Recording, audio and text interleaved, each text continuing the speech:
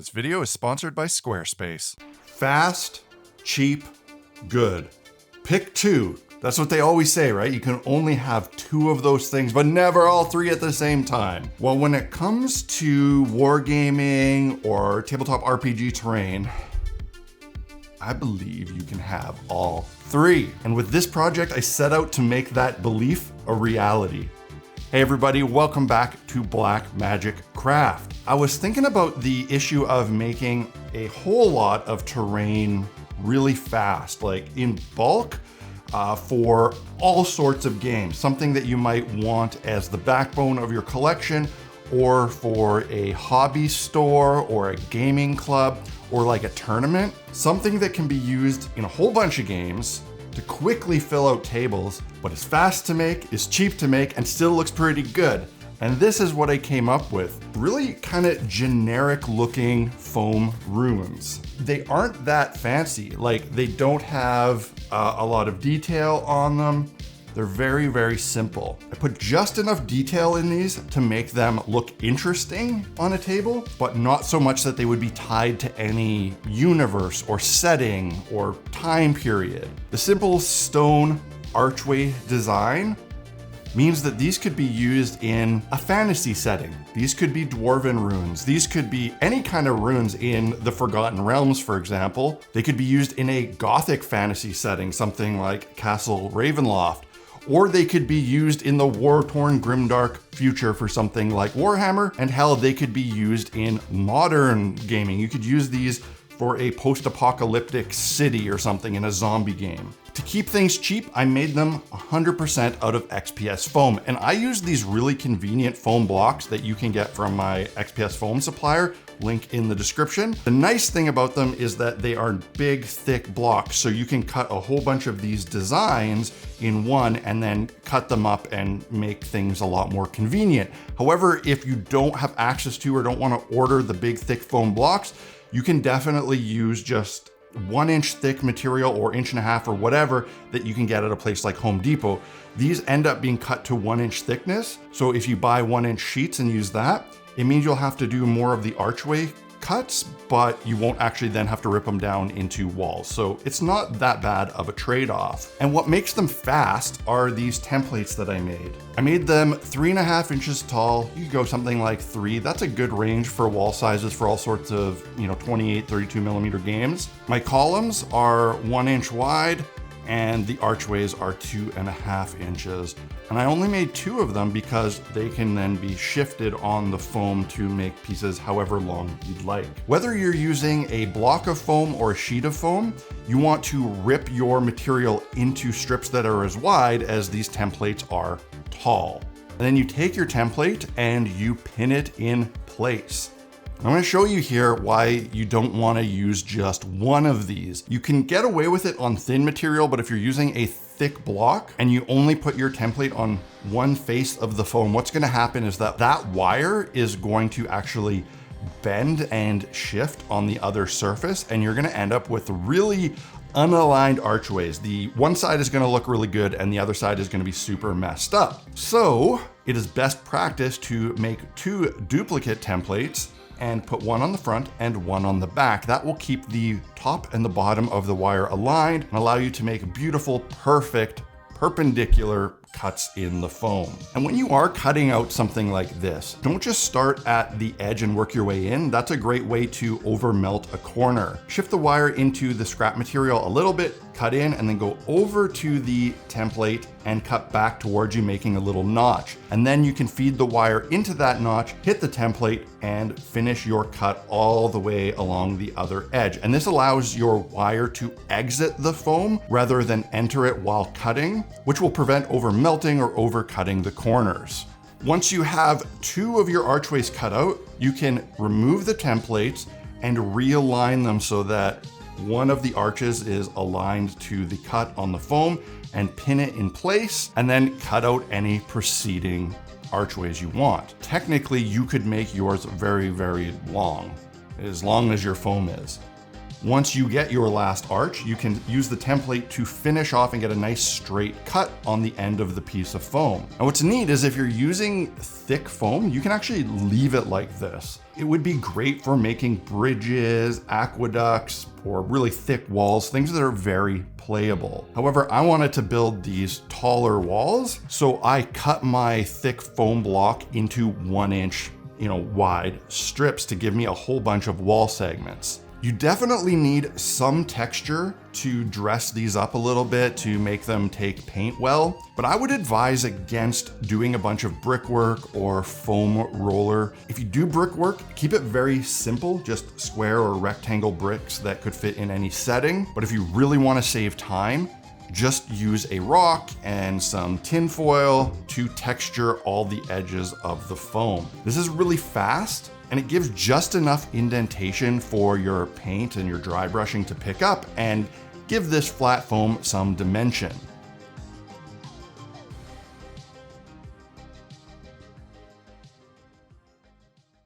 I've recently switched my main website, blackmagicraft.ca, over to Squarespace. I had such a good experience that I paid to transfer my other domain and website, idolsoftorment.com, to Squarespace as well, since features like video integration were so much better there versus the previous host I was using. Their system has tons of customizable templates to start with, and you can get really creative with your design using their simple drag and drop system for adding and placing various assets to your page. While designing your site for desktop browsers, Squarespace will automatically create a mobile-friendly version for you that you can also customize if needed. You can easily set up an online store, which is another reason I transferred both of my websites to Squarespace. So if you'd maybe like to share your own hobby work with others, create a gallery, a store, even an online digital course, Squarespace can get you sorted with very little effort. Go check out Squarespace using the link in my description and start your free trial. And when you're ready to launch your amazing new website, use the URL squarespace.com/blackmagicraft to save 10% off your first purchase of a website or domain using the code blackmagicraft. And once it comes to assembling these, you're gonna wanna make corner pieces. There's 3 main ways you can do this. One is you can just butt the foam edges together, but what that's gonna cause is a doubled up pillar, which is kind of weird for layout and not ideal. You can also align the inside corners, then cut a big foam square pillar that they can both butt into, but that is more machining and more material. So if you wanna keep it simple, use just these pieces, I'd recommend mitering the corners. Just set the wire on your hot wire cutter to a 45 degrees and carefully align it so it gives it a nice corner to corner cut, and rip those miters. Those miters fit together really nicely if you do it well, and you can just hot glue them together. And when it comes to the assembly, I just continue to use hot glue to attach wall to wall to wall. You can use something like PVA glue and pin it in place, but remember, we're trying to keep this fast, and hot glue is easily the fastest way you can assemble these. And when you're doing your layout, if you're gonna add some inside walls, ensure you don't make them too close to the inside corner. Leave a fair bit of a gap, maybe like 2 archways. That way in gameplay, there's room for models and your hands to reach in, but also when you're painting, it'll be easier to, get inside there. And when it comes to the interior columns, in this case, I think it's totally fine to just butt your column up to another one and create this double thickness here. It's just on the outside corners that it would look a little bit weird if you did that. You might be happy with them the way they are, but it doesn't hurt to add a tiny bit more damage to the edge. You can just take a sharp knife and kind of nick the corners, cut out some chunks, or use a handheld hot wire cutter, but don't overdo it here. Keep it kind of simple. There is a sweet spot and you don't really want to cross it. Less is more. And it doesn't hurt to take your rock again and retexture those cut edges to make them, blend in a little bit better and just look more natural. You can definitely move directly into paint at this step, but if you want to make them a slight bit better looking and a tiny bit stronger, you might want to fill the gaps. And I recommend using something like an acrylic latex caulking. The stuff is flexible and it dries really fast. It's easy to get into the gaps and then blend with a wet brush. And it's an adhesive, so it's gonna make all your joints just a little bit stronger, which is pretty important if you're using these for something like club or tournament play. The other nice thing about using acrylic latex caulking is that not only is it paintable, but you can get away with painting it before it's fully cured, which is going to speed up your whole process. And when you're doing lots of terrain, a great way to do your black base coat is just with some regular acrylic latex house paint. Wall paint, go to Home Depot or whatever and get some black paint. Of course, you can use craft paint for this. When you're using a lot, house paint makes sense and it's a little bit stronger. It's pretty similar in durability to something like a Mod Podge and paint mixture or glue and paint mixture. For me, I just use the same can that I used to paint out my studio, the leftovers from that. Once that's dry, keep things simple with your paint job. A light and a dark gray. Use a big fat puffy makeup brush. You can get these at the dollar store, somewhere like Walmart, probably Amazon, and just really lightly go over all the areas in a swirling motion. Make sure there's not too much paint on your brush, but you don't have to be too finicky with this. You can go fast. Immediately move into a lighter gray and go over everything again to get some highlights, and then you can call it done. You know, in YouTube videos, creators always do things where they're like, you can do this really easy and really cheap, but I'm gonna go ahead and add all these extra steps to make it look better on camera. Well, I didn't, I just left them at this. You certainly can make these look better with some pigment powders, some washes, or just some, generally better painting, but that's not the point of this terrain.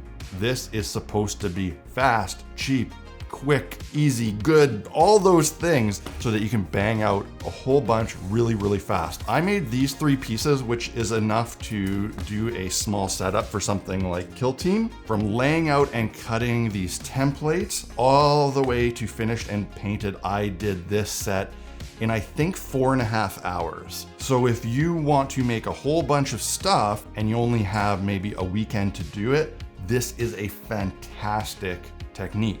I hope you enjoyed this video and this build, found it useful.